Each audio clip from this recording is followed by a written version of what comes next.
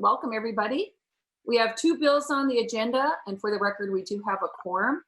We have Senator Newman's Senate File 3255, which is the Transportation, Motor Vehicles, and Drivers Provision Modification. And then we have Senator Utke's Senate File 3739, which is the Family Assets for Independence Initiative Modification. So with that, Senator Newman, I understand you do have an A7 amendment, and I will let you begin. Thank you, Madam Chair. And I will offer the A7 here an amendment. I'm going to want to talk about it just a little bit. But very briefly, Madam Chair and members, this is, I'm going to say almost exclusively a policy bill. It's coming out of the Transportation Committee and contains various policy provisions that were put together by a very informal working group that was formed simply because of the COVID crisis and our attempt to get some transportation policy things done this year. The group consisted of myself, Senator Yazinski, Senator Dibble, and our respective counterparts in the House. The criteria to be in this bill were two things. All four caucuses included in that working group had to agree, and there couldn't be any fiscal costs because, as we know, there isn't any money available. So what you are going to be looking at is strictly policy, Madam Chair. I will go through the details of the bill only if you request that I do so. There are two issues that involve the Finance Committee, at least that I can see.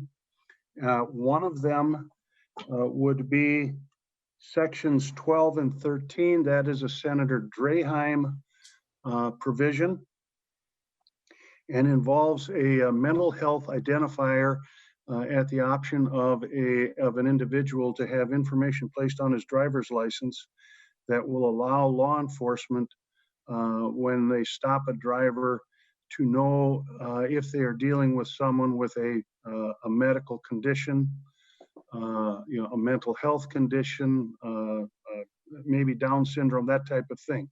So it's there to help both law enforcement and the person who has opted to allow that information to be placed on the driver's license. There is, I believe it's a $30,000 or a $35,000 cost to have reprogramming done on that provision of the bill. And DPS has indicated that they will pay for that reprogramming with existing funds. So there is no money that will come out of the general fund, HUTDF, or any other source. It's already appropriated money. The other issue then, Madam Chair, involves section 24. And that also involves the A7 amendment, Madam Chair, that you just mentioned. And I am going to offer that here in just a minute. But before I do, I want to talk about it a little bit because I think this is important. Section 24 of the bill deals with project selection. And project selection was something that I tried to address in 2017, and we did get some provisions put in to law that year. And project selection basically revolves around the issue of transparency. So if you think in terms of project selection, transparency, earmarks, constituent requests, it's all the same thing. What we're trying to do is shine a light on what is a very large state agency, i.e. MnDOT. And I will just admit, I did not understand the complexity of that organization in 2017 when we put in the project selection language in that bill. The fiscal note, I would urge you, it is being posted, I would urge you to look at the fiscal note, even though it's going to become irrelevant here in a minute. But the fiscal note is really an interesting document because it so well illustrates what I'm talking about. there are 14 programs within MnDOT, according to that fiscal note, if I'm reading it correctly, only 3 of which are covered in my 2017 language. And the reason why I keep coming back to MnDOT, both in the transportation arena and in the capital investment arena, and I keep asking for these constituent requests, what I call them. MnDOT calls them earmarks. And MnDOT, of course, is very much against earmarks. But I want you to understand that our constituents in reality do not have much, if any, input into how those projects are selected. That is the whole purpose of Section 24, which I am about to take out of this bill. And I'm taking it out at the request of MnDOT.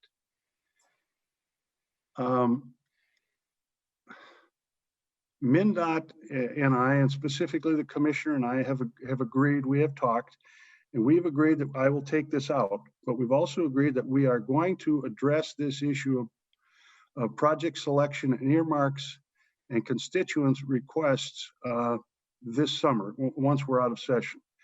And I really am hopeful that I will come back to you next year in the next session with a bill having a better understanding of exactly how MnDOT works. But I truly believe that this is an important issue. And I believe it's important because your constituents and my constituents do not in reality have any meaningful impact or input into how their money is spent on roads and bridges. And that is what is of such great concern to me. So I would urge you to please read that fiscal note. I found it pretty interesting. I really and truly did, only because of what was disclosed in there. And there's information in there that I didn't know about. So I look forward to working with the commissioner in the off season and with MnDOT. We have an informal agreement between Senator Dibble, Senator Yazinski, myself, and our respective counterparts in the House that we're just going to put together a working group. We're not asking to like a legislative task force or anything like that. We're going to simply use our existing committees to dive into this issue. And I will say that, and I've already said this publicly, any member of the Transportation Committee that wants to be involved in and on that informal task force, you are more than welcome to join us. And I would look forward to your input. Madam Chair, with that, I would ask that you take a look at the A7 amendment. Madam Chair, is that amendment distributed to the members? It is distributed, Senator Newman. And what you're talking about, I believe, is on the page 3 of the amendment. Starts on page 3. So the fiscal note is posted. It was just posted a while ago. Page 3 is a summary of your section 24. Okay, and the A7 amendment does 2 things. It makes a technical change on page 13, and then it deletes on page 14. It deletes section 24, which is the project selection process. Just deletes it in its entirety. With that, Madam Chair, I would at this time offer the A7 amendment, and I'll answer any questions that you may have. Thank you, Senator Newman. Senator Newman moves the A7 amendment. Before we take a vote, is there any questions or anything that Mr. Nauman or Ms. Boyd would like to respond or add to a very good, thorough discussion on that amendment and on what the bill does? Madam Chair, I'll just offer that I have had conversations with Ms. Boyd, and we think that this removes the fiscal issues from the bill if the amendment is adopted. Super. Any further comments, questions? Okay, everybody unmute, please, and show a sign that all those in favor of Senator Newman's motion to on the A7 amendment, say aye. Aye. Aye. Opposed, nay? Okay, super. The motion prevails. Amendment is adopted. Senator Newman, to your amended bill, is there anything else that you would like to explain about the bill too? Because there's a lot of work and very bipartisan work in this bill. So done some good stuff in here. Well, I would be happy to answer any questions that you may have, members, but truly what is remaining in the bill is strictly policy provisions. Again, agreed to by the 4 caucuses, and all 4 caucuses contributed to the contents of the bill. And it's just a variety of different policy provisions coming out of transportation. I will address these various policy provisions on the floor. So I will only talk about them, in finance, only if I am requested to. Other than that, if there are no questions, then I would be prepared to move the bill. Okay, thank you. Members, we also have Eric Rudin from MnDOT with us, and Jordan Halterf-Derheid from DPS to answer any questions too. Are there any questions for Senator Newman? Okay. Senator Newman, onto the floor. Would you like to make your motion? Yes, Madam Chair. I would move Senate File 3255 as amended. Be recommended to pass and be placed on general orders. All on that motion, everybody unmute, and please visual sign all on that motion. Please say aye. Aye. Aye. All those opposed, say nay. Okay, motion prevails. Madam Chair, members, thank you very much. Thank you, Senator Newman. Nice job. Next up, we have Senator Utke, Senate File 3739. Welcome, Senator Utke. We've got your Family Assets for Independence Initiative modification. Thank you, Madam Chair, and good morning, members. As Chair introduced, the title of the organization is the program is Family Assets for Independence in Minnesota, which I will refer to as FAME as I go through a little intro of what this program's about, and then why we're in front of the Finance Committee this morning. The FAME program is a match savings program that helps low-income working Minnesotans increase savings, assets, and financial knowledge to achieve greater economic security. FAME participants currently save towards one of the following investments: home purchase, tuition for secondary education, or small business capitalization, and receive a 3-to-1 match for their personal savings while receiving a financial education tailored to their savings goals. It has been said that it takes income to get by, but it takes assets to get ahead. Since the year 2000, FAME graduates have acquired over 2,500 assets, including in that 2,500, 30% were for home purchases, 38% for higher education degrees, and 32% for successful small businesses. Currently, the Minnesota FAME program is stalled because of the elimination of the federal funding. This bill would allow existing state FAME appropriation to be used to match participants' personal savings without requiring a secondary funding match, now that the federal funding is no longer available. Previously, the participants opened a FAME savings account, saved for up to 2 years while receiving a financial education tailored to their investment goals. Then they received the state and federal match. Now that the federal match is not currently available, the program has stalled. The program currently has $270,000, but because of the current Minnesota FAME statute requiring the secondary funding source, the money cannot be used. This bill would allow the full 3-to-1 match to come from the state. The program would then serve half the number of participants. The bill also adds a vehicle as an allowable asset for a FAME investment, which is we have guests, the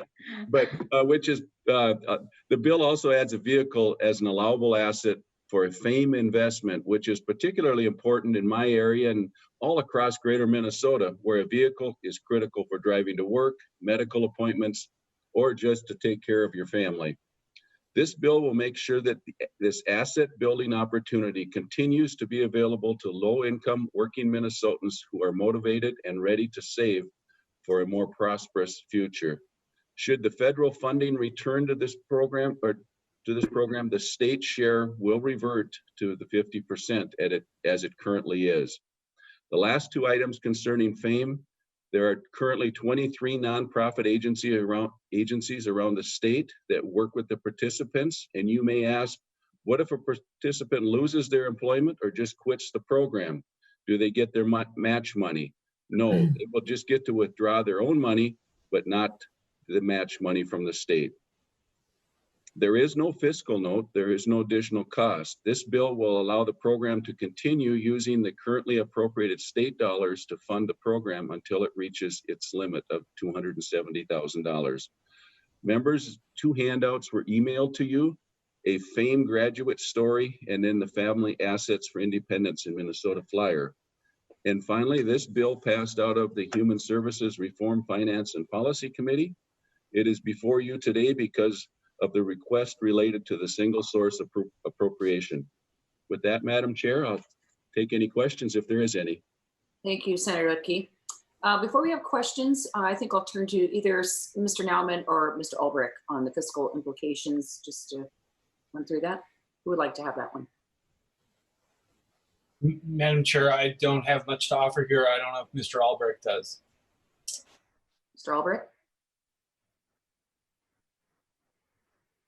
I don't think there's much to add. It's pretty straightforward. So with that, any questions? And we also have Anna Odegaard, the legislative advocate for the Minnesota Asset Building Coalition, with us if there are questions. Madam Chair.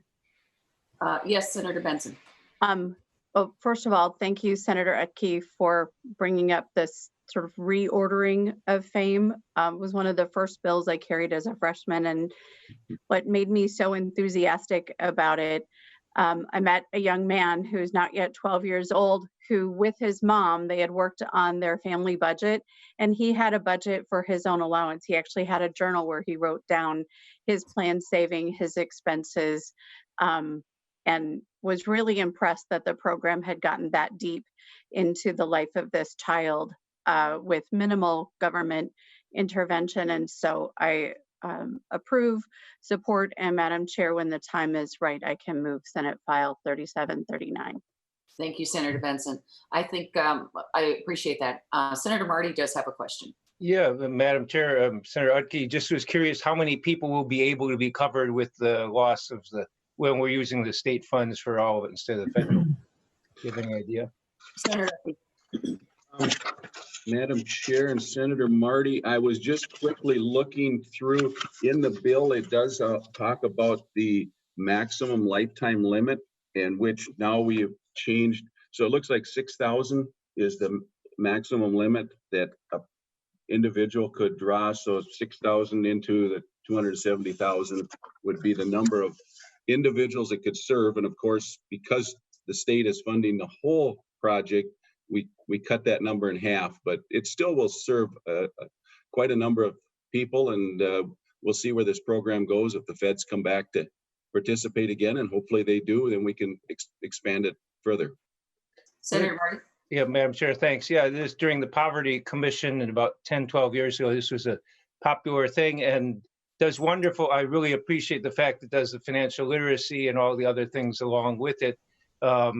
Disappointment is how few people in the end we cover. And again, it's been cut in half here, but it's a wonderful program and so glad it's continuing, even if it's got to be cut this way. So thanks a lot for carrying the bill. Thank you. Great. Final comments, Senator Utke, if there's no further questions? Nope, thank you very much. But this just allows the program to continue through this biennium because of the appropriated money, and I appreciate that. And we will take a look at it again down the road and see how we can help these people. Great. Senator Benson. Madam Chair, I move that Senate File 3739 be recommended to pass and placed on general orders. On that motion, please unmute, show a physical sign. All those in favor say aye. Aye. Aye. All those opposed, nay. Motion prevails. The bill is passed to general orders. Thank you, Thank Senator Utke, for coming. Well, members, that's it. That was a short hearing. We have a hearing tomorrow, and we have Senator Anderson's bill up, and actually, I can't remember what number that is. I didn't write that down. And then we do have the budget projection from Commissioner Franz on Thursday. And we just stay tuned to your emails, and this is our time of year when we start really rolling. So there's a lot in play, and just hang in there with us, be nimble, and we will let you know when we will meet. And it might be sometime in the afternoon next week or all day, but we'll let you know. So any further comments, questions? Okay, meeting is adjourned. Thank you very much, everyone.